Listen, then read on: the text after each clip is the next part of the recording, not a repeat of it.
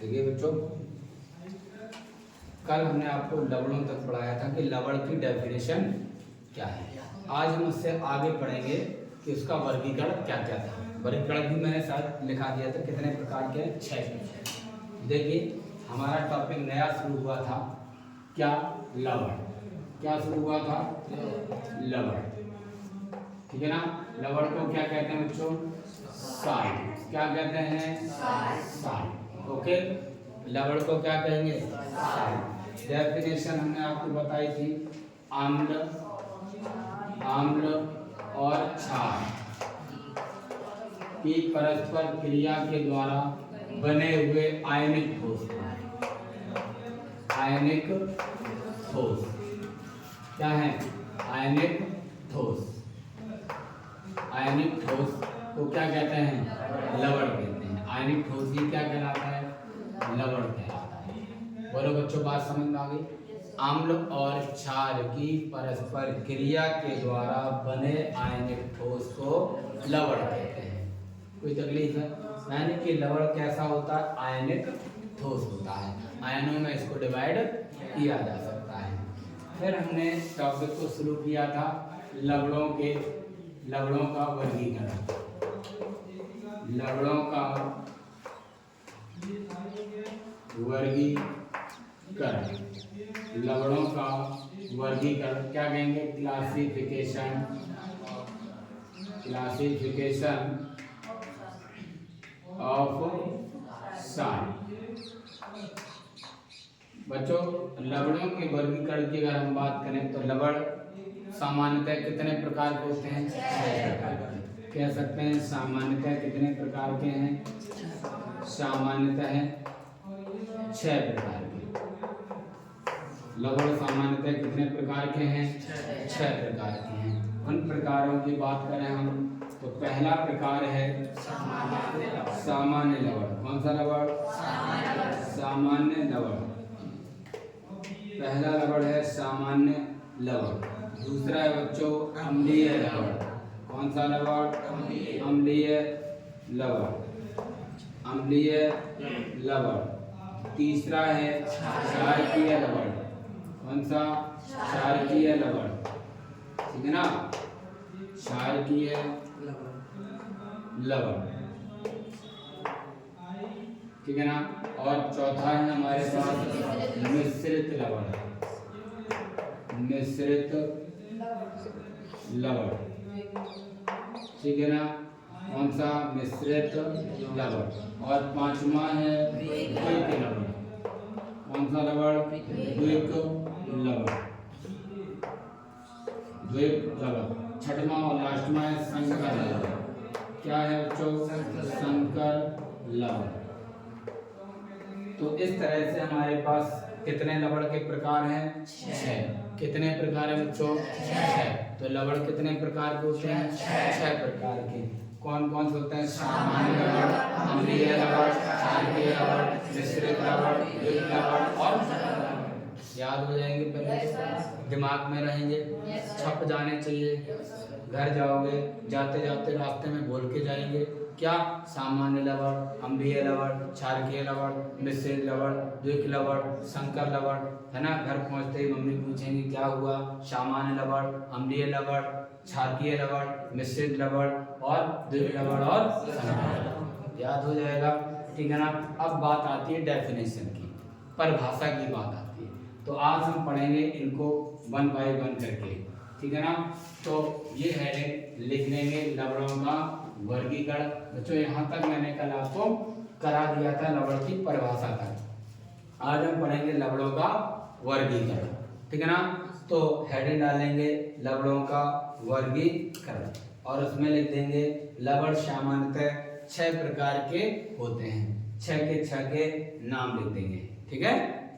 ठीक है, चलो जिसने लिख दिया हो तो ठीक है, नहीं लिखा हो तो यहाँ से देख के लिख, फटाफट लिखें।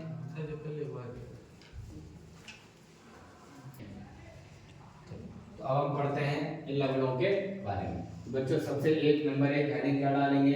सामान्य लवड़। इसको कहते हैं नॉर्मल सॉल्ट। नॉर्मल सॉल्ट क्या कहेंगे? Normal salt. Normal salt. तो नॉर्मल सॉल्ट बच्चों क्या होते हैं? बेसरल लवण। ध्यान दो मेरी बात पर, उसके बाद ठीक है ना मैं आपको बताता हूँ क्या होता है, पहले सुन लीजिएगा, उसके बाद दोबारा से तब लिखेंगे। तो हम कह सकते हैं कि बेसरल लवण जिनमें विस्थापनीय H+ या OH- नहीं होते हैं उनको क्या कहते हैं?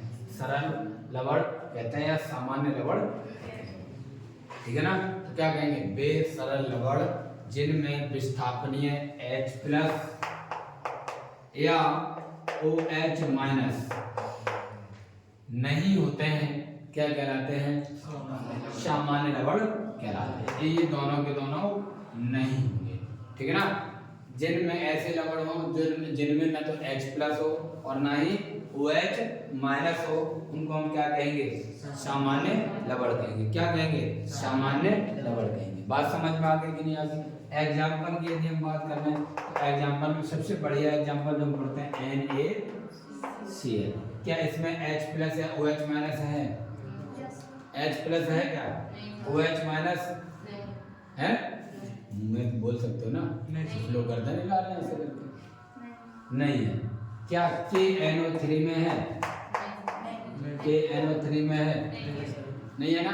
तो ये सबके सब क्या है? सामान्य लवण। ऐसा लवण हो जिनमें ना तो H+ हो ना ही OH- हो, वो सब क्या कहलाते हैं? सामान्य लवण कहलाते हैं, ठीक है ना। लिखो बेसरल लवण, बेसरल लवण, बेसरल लवण, बेसरल लवण जिनमें विस्थापनीय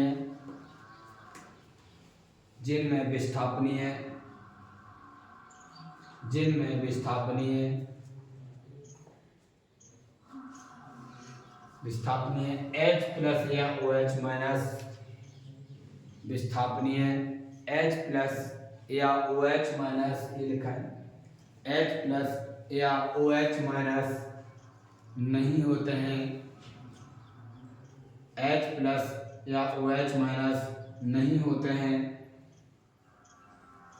नहीं होते हैं, सामान्य लवण कहलाते हैं, सामान्य लवण कहलाते हैं, सामान्य लवण कहलाते हैं, सामान्य लवण कहलाते हैं।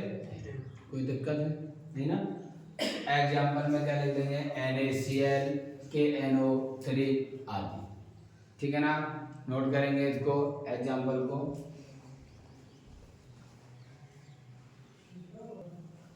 बच्चों सामान्य लवण समझ में आ गया कि बेसरल लवण जिनमें विस्थापनीय H+ या OH- नहीं होते हैं उनको हम क्या कहते हैं? सामान्य लवण कहते हैं। विस्थापनीय का मतलब होता है विस्थापन करने के लिए ना तो H+ हो ना ही OH- कोई भी ना हो, ठीक है ना। बच्चों अब है दूसरा अम्लीय लवण, इसको क्या कहते हैं? एसिडिक साल्ट, एसिडिक साल्ट क्या कहेंगे? Acidic salt, acidic salt. तो नंबर 2 हेडिंग डालेंगे अम्लीय लवण, अम्लीय लवण, एसिडिक साल्ट, एसिडिक साल्ट। बच्चों इसमें क्या है कि वे लवण जिनमें विस्थापनीय H+ होता है उन्हें हम क्या कहते हैं? अम्लीय लवण कहते हैं। क्या कहते हैं?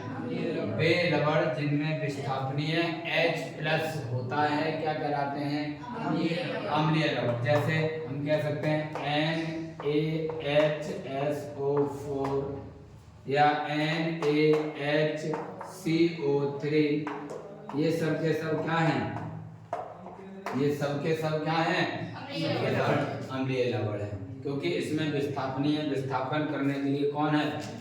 H। तो पहचान कर लेंगे कि अम्लीय लवण कौन है कौन नहीं है। बोलो बच्चों बात समझ में आ गई कि नहीं आ गई? तो लिखते हैं इसकी डेफिनेशन को। लिखें वे लवण जिनमें विस्थापनीय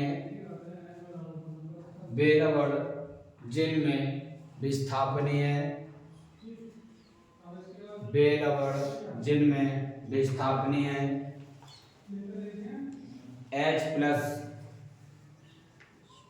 विस्थापनीय H प्लस होते हैं, H प्लस होते हैं, अम्लीय लवण कहलाते हैं। H प्लस होते हैं, अम्लीय लवण कहलाते हैं। क्या कहलाते हैं? अम्लीय लवण कहलाते हैं। अम्लीय लवण कहलाते हैं, कहलाते एग्जाम्पल में लिख सकते हैं NaHCO3, ठीक है ना, और NaHSO4। ये दोनों के दोनों किस प्रकार के लवण हैं? अम्लीय लवण, ठीक है ना। चलिए फटाफट इसको लिख लीजिएगा।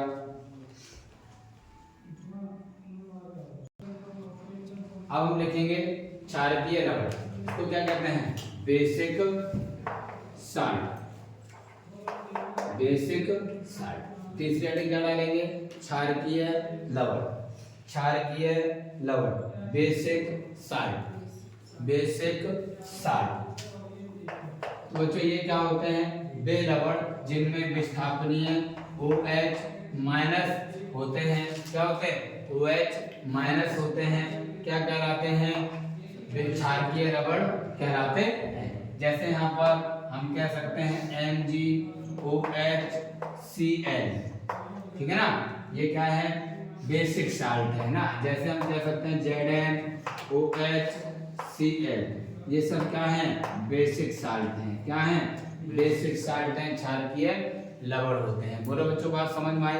इसकी डेफिनेशन क्या होगी कि वे लवण जिनमें विस्थापनीय OH माइनस होते हैं क्या कहलाते हैं? क्षारकीय लवण कहलाते हैं। बोलो बच्चों, लिख पाएंगे? लिख लेंगे? तो लिखेंगे हम लोग, ठीक है। लिखो, वे लवण जिनमें विस्थापनीय, वे लवण जिनमें विस्थापनीय OH माइनस होते हैं,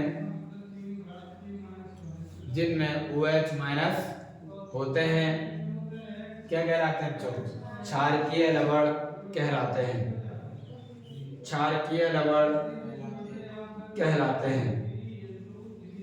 क्षारकीय लवण कहलाते हैं। एग्जाम्पल में आप नोट कर लेंगे ये, ठीक है। नोट करें। तो ये बात समझ में आ गई। अब बच्चों हम लोग लिखेंगे मिश्रित लवण। इसको कहते हैं मिक्स्ड साल्ट।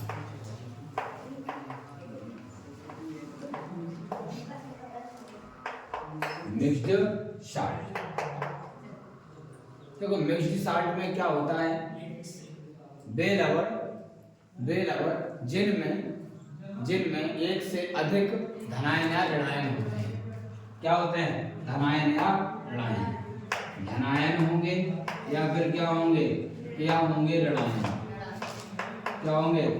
ऋणायन। ऐसे लवण होंगे जिनमें एक से अधिक प्रकार के क्या होंगे? या तो धनायन होंगे या फिर ऋणायन होंगे। क्या होंगे? या तो धनायन होंगे या फिर ऋणायन होंगे, ठीक है ना। एक से अधिक प्रकार के धनायन होंगे या फिर ऋणायन होंगे। एग्जाम्पल की यदि हम बात कर लें तो एग्जाम्पल में हम बात करेंगे NaKSO4। बच्चों इसमें धनायनों में अगर तोड़ेंगे, ऋणायनों में तोड़ेंगे तो बच्चों इसमें एक होगा Na+ और एक होगा K+ और एक होगा SO4-2।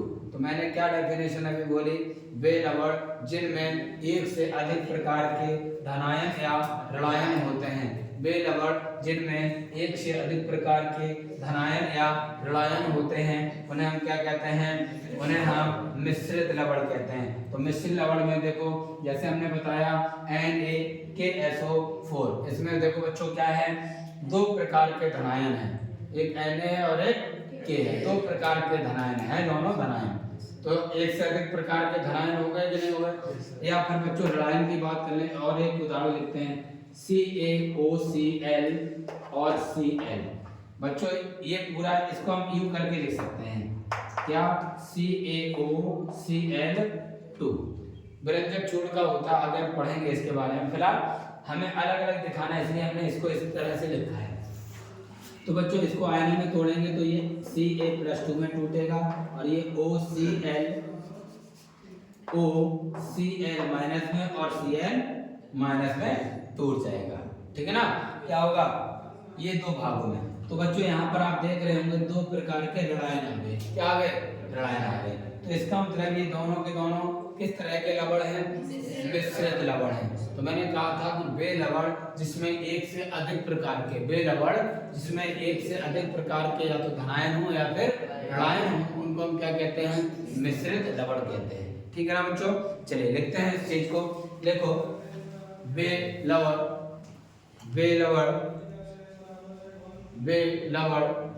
जिनमें एक से अधिक प्रकार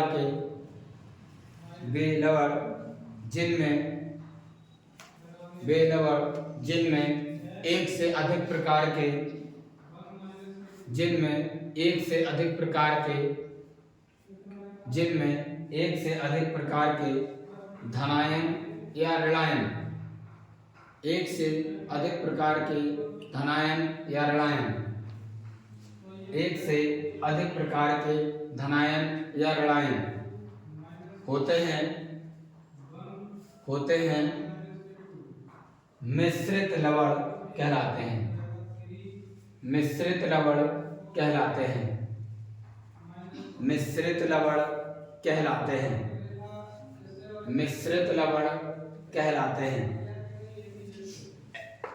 लवण कहलाते हैं। एग्जाम्पल में क्या लिखेंगे? NaKSO4। तो इसमें दो प्रकार के धनायन कौन कौन से हैं? ये और ये। कोष्टक में चाहो याद रखने के लिए इसके बाद ये लिख लेना है। दूसरा एग्जाम्पल इसमें ऋणायन की बात की गई है तो इसमें भी यही कोष्टक के बाद ये लिख लेना। ठीक है ना, ताकि आपको याद रहे कि इसमें कौन कौन से आयन है, धनायन है या ऋणायन है। ठीक है, नोट कर लो इस चीज को। अब अगला हमारा कौन सा है?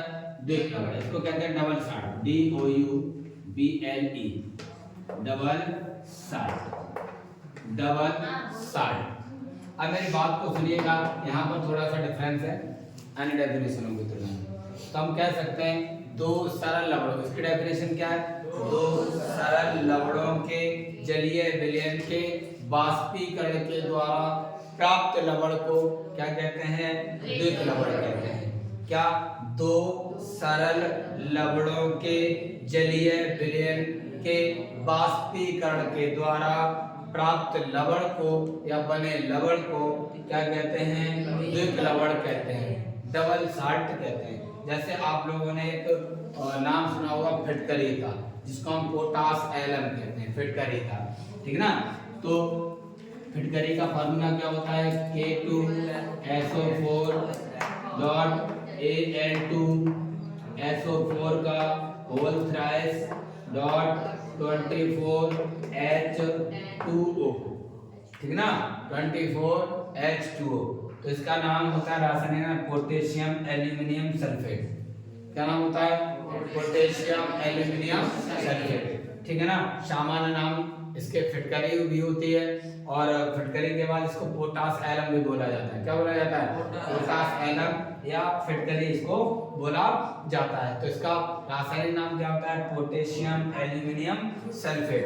अब आप देख पा रहे होंगे यहाँ पर ये और ये दो सरल लवण हैं बच्चों। K2SO4 एक ये लवण है और एक ये Al2SO4 का होल थ्राइस एक ये सरल लवण है बच्चों। दोनों सरल लवणों के जलीय विलयन बनाए गए।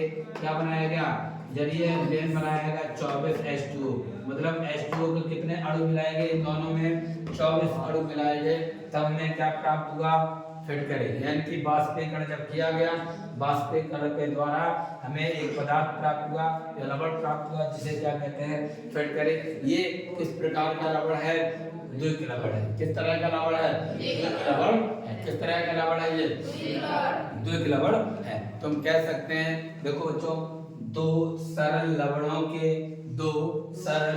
के जलीय विलयन के बाष्पीकरण द्वारा प्राप्त लवण को क्या कहते हैं? द्विक लवण कहते हैं, डबल साल्ट कहते हैं। दो सरल लवणों के जलीय विलयन के बाष्पीकरण द्वारा प्राप्त लवण को क्या कहते हैं?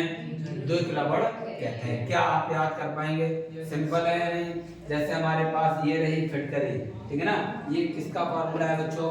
फिटकरी का फार्मूला है। इसको हम पोटास एलम, सामान्यतः इसको और क्या बोलते हैं? पोटास एलम बोलते हैं। क्या बोलते हैं? Potash alum. और रासायनिक नाम इसका क्या होता है? पोटेशियम एल्यूमिनियम सल्फेट होता है। क्या होता है? पोटेशियम एल्यूमिनियम सल्फेट होता है। और भी हम इसका मोहर का लवण जो होता है, मोहर का लवण होता है। कौन सा? मोहर का लवण। मैं एक और लिख देता हूँ, मोहर का लवण, मोहर का लवण। जैसे FeSO4, मोहर के लवण का फॉर्मूला क्या होता है? FeSO4 डॉट NH4 का होल ट्वाइस, NH4 का whole twice dot, sorry NH4 का whole twice SO4 dot 6H2O। ये बच्चों किसका फार्मूला है? मोहर के लवण का। फार्मूला क्या होता है? FeSO4 डॉट NH4 का whole twice SO4 dot 6H2O। ये किसका नाम है? इसका नाम क्या है? मोहर का लवण या मोहर लवण बोल सकते हैं। मोहर लवण, इसका नाम क्या है? मोहर लवण। रासायनिक नाम होता है फेरस अमोनियम सल्फेट। क्या नाम होता है? Ferrous ammonium sulphate. अच्छा, मैं नाम लिख देता हूँ यहाँ पर। रासायनिक नाम होता है इसका ferrous ammonium sulphate.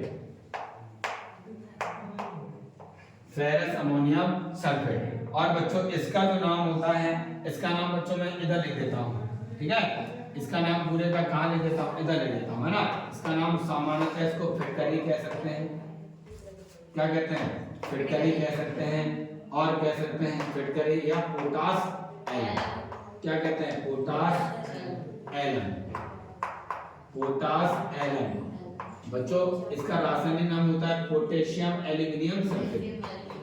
Potassium aluminium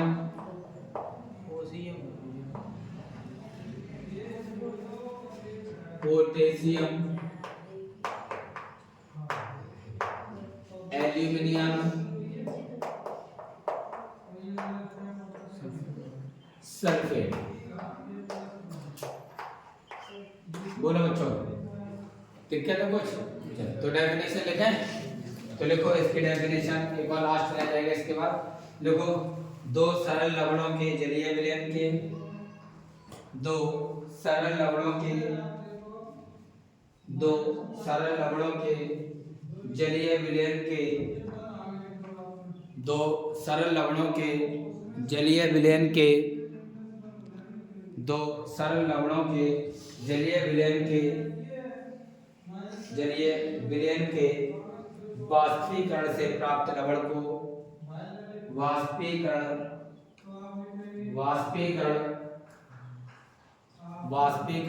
से प्राप्त लवण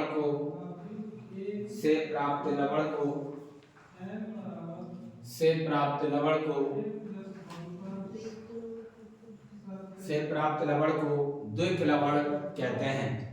से प्राप्त लवण को द्विक लवण कहते हैं। द्विक लवण कहते हैं। द्विक लवण कहते हैं। ठीक है ना बच्चों? क्या कहते हैं? द्विक लवण कहते हैं। मेरी बात एक और सुनो। एग्जाम्पल तो आपने देख लिए। एक बात और है क्या कि इनमें जो सरल लवण होते हैं, जैसे इसमें हम देख लेंगे, जैसे यहाँ पर K2SO4 है और Al2SO4 है। इन दोनों सरल लवणों का अनुपात इनमें क्या होता है? एक निश्चित होता है। पहली बात, दोनों का रेशियो कैसा होगा? निश्चित होगा। मतलब द्विक लवण में सरल लवणों का जो अनुपात है वह कैसा होता है? निश्चित होता है, कभी बदलता नहीं है। इन दोनों का निश्चित अनुपात ही होगा। तो फिटकरी में इन दोनों का अनुपात कैसा रहेगा? ऐसे यहाँ पर भी बच्चों एक सरल लवण ये रहे और एक सरल लवण ये रहा, फेरस सल्फेट, और ये अमोनियम सल्फेट होता है। ठीक है ना? दो सरल लवण ये रहे। बच्चों ये ठोस अवस्था में अस्तित्व में रहते हैं। किसमें? ठोस अवस्था में। अपनी सॉलिड स्टेट में ही अपने अस्तित्व में रहेंगे। अगर इनको घोल दिया जाए, जल में मिला दिया जाए, तो ये अपने आप को खो देते हैं, अपने अस्तित्व को खो देते हैं। अस्तित्व खो देने का मतलब ये आयनित हो जाते हैं सरल लवणों में, और सरल लवण भी और आयनित हो जाएंगे, ठीक है ना। अर्थात ये डिजॉल्व हो जाएंगे जल में, डिजॉल्व होने के बाद, घुल जाने के बाद ये आयनित हो जाते हैं। जैसे हम फिटकरी को घोलेंगे तो फिटकरी K2SO4 K2SO4 का वो तरह इन दोनों में अलग अलग होगा, और ये दोनों फिर से अलग अलग हो जाएंगे, K+ में और SO4- 2 में आयनिक फॉर्म में हो जाएंगे। इसका मतलब क्या हुआ बच्चों? इसका मतलब सिर्फ इतना हुआ है कि इनका अस्तित्व केवल और केवल किसमें है? ठोस अवस्था में। जब तक ये ठोस में है तब तक इनका अस्तित्व है, और अगर ये ठोस अवस्था से जैसे जलीय विलयन में हुए, इनका अस्तित्व खत्म, ठीक है ना। याद रहेंगे? चलो नोट कर लीजिएगा दोनों एग्जांपल। एक तो ये एग्जांपल पूरा लिखा है, इसका नाम ये लिख दिया फिटकरी या पोटास एलम। ऐसे ही ये वाला ये लिख दिया इसका नाम, ठीक है। नोट कर लें फटाफट बढ़िया तरीके से। बच्चों अब हम लोग पढ़ेंगे कौन सा? संकर लवण। क्या पढ़ेंगे? संकर लवण। नंबर 6 बच्चों हम लोग लिखेंगे, इधर लिख देता हूं मैं। नंबर 6 संकर लवण, ठीक है ना। कौन सा लवण? संकर लवण।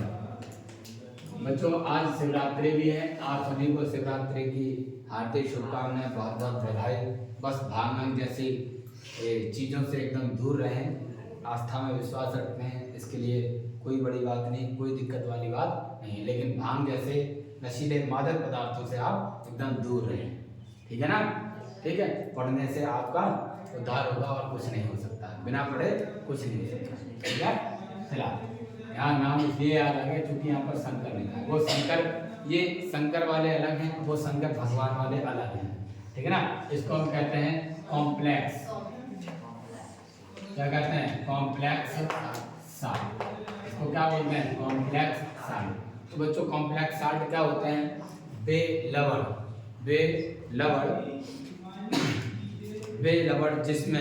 जिसमें परमाणु या उदासीन अणु, ठीक है ना, या आयन बोल सकते हैं। वे लवण जिनमें आयन या उदासीन अणु, वे लवण जिनमें आयन अथवा उदासीन अणु किसी धात्विक आयन से उपसहसंयोजक बंध द्वारा जुड़ा रहता है, क्या कहलाता है? संकर लवण कहलाता है। जैसे बच्चों एक आप एग्जांपल देखेंगे, K4FeCN6। बच्चों यहाँ पर ये Cn है, ये Fe के साथ कोऑर्डिनेशन बॉन्ड के द्वारा जुड़ा रहता है, उपसहसंयोजक बंध के द्वारा जुड़ा रहता है, ठीक है ना। तो ये किस प्रकार का लवण है? संकर लवण है। किस तरह का लवण है? संकर लवण है। किस तरह का लवण है? ये संकर लवण है। जैसे हम कह सकते हैं CuNH3 का होल 4, CuNH3 का होल 4, CuNH3 का होल 4, Cl2, क्या है?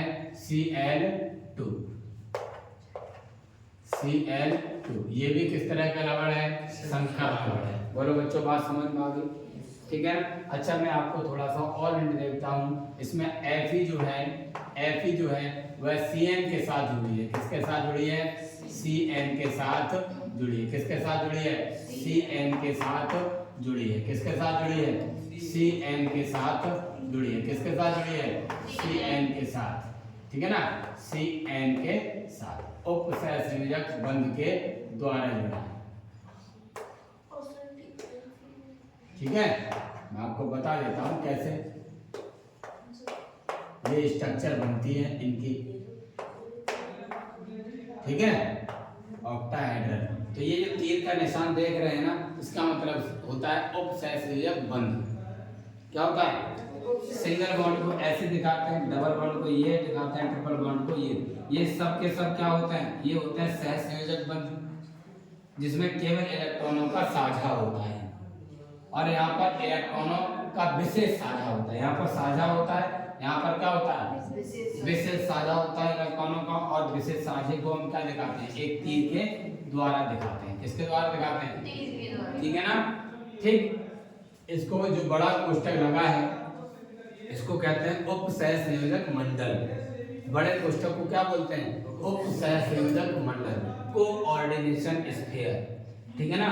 इसमें जो मेटल है Fe, ठीक है ना, इसको बोलते हैं सेंट्रल मेटल एटम, केंद्रीय धातु परमाणु, और इसके साथ जो भी जुड़ा रहता है उन सबको बोला जाता है लिगैंड। क्या बोला जाता है, लिगैंड बोला जाता है। और बड़े कोष्टक के बाहर जो लिखा होता है उनको कहते हैं आयनिक मंडल। क्या कहते हैं, तो आपको इतना डीपली नहीं पढ़ना है, केवल एग्जाम्पल पढ़ने हैं यहाँ पर। तो इस तरह का कोई भी लिखा होगा तो किस प्रकार का होगा रबड़, समझ में आ गया कि नहीं, ठीक है ना। CMA मतलब सेंट्रल मेटल एटम, लिगैंड, आयनिक मंडल, ये सब मत पढ़ना है, आपको पढ़ना ही नहीं है, ठीक है। केवल इसके डेफिनेशन और उदाहरण पढ़ने हैं। तो क्या बच्चों हम इसके डेफिनेशन बोल सकते हैं, चलिए लिख लेंगे हम लोग। देखो, वे रबड़ जिनमें आयन, वे रबड़ जिनमें आयन अथवा उदासीन अणु, वे रबड़ जिनमें आयन अथवा उदासीन अणु, अथवा उदासीन अणु किसी धात्विय धनायन, किसी धात्विय धनायन, किसी धात्विय धनायन, किसी धात्विय धनायन के साथ, धात्विय धनायन के साथ, धात्विय धनायन के साथ उपसह संयोजक बंध, उपसह संयोजक बंध, धात्विक धनायन के साथ उपसह संयोजक बंध,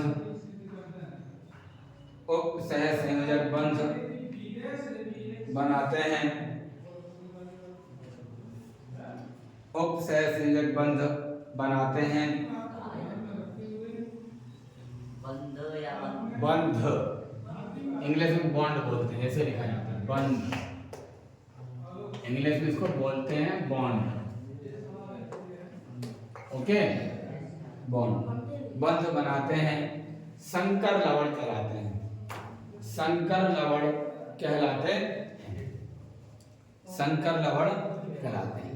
तो बच्चों मैंने क्या बोला, वे लवण जिनमें आयन अथवा उदासीन अणु, उदासीन अणु क्या करते हैं, किसी धात्विक धनायन के साथ उपसह संयोजक बंध बनाते हैं, क्या कहलाते हैं, संकर लवण कहलाते हैं। देखो बच्चों, यहाँ पर आयन है, CN क्या है, माइनस आयन है, साइनाइड आयन होता है, ये Fe के साथ जुड़ा है, ठीक है ना। यहाँ पर NH3 अमोनिया है, NH3 अमोनिया होता है, ये लिगैंड के रूप में होता है ना, एमीन बोला जाता है। क्या बोला जाता है, एमीन, लिगैंड की फॉर्म में फिलहाल। तो ये बच्चों क्या है, उदासीन अणु है, ये क्या है, उदासीन अणु, और किसके साथ जुड़ा है, Cu के साथ। यही तो डेफिनेशन में बोला है, वे लवण जिनमें आयन अथवा उदासीन अणु किसी धात्विक धनायन के साथ उपसह संयोजक बंध के द्वारा क्या कहलाता है, जुड़ा रहता है, क्या कहलाते हैं, संकर लवण कहलाते हैं। तो बच्चों दोनों उदाहरण लिख सकते हैं, एक ये K4 FeCN का होल 6 CuNH3 का होल 4Cl, दोनों के दोनों एग्जाम्पल नोट कर लें, ठीक है। इसके साथ खत्म हो जाता हमारा वर्गीकरण, ठीक है ना।